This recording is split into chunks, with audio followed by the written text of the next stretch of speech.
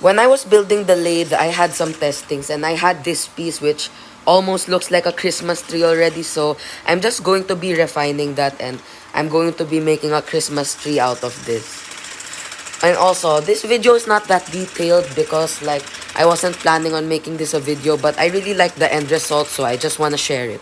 I hope you enjoy watching.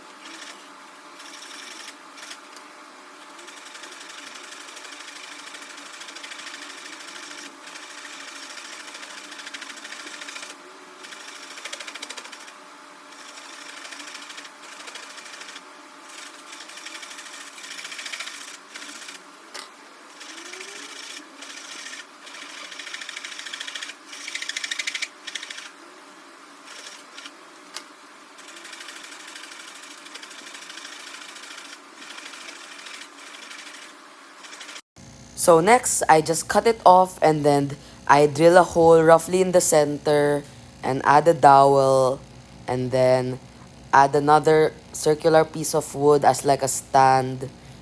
Just the same way, just drill a hole in the bottom piece and then put it in there. You don't need any glue, but if you want to glue it, it's fine.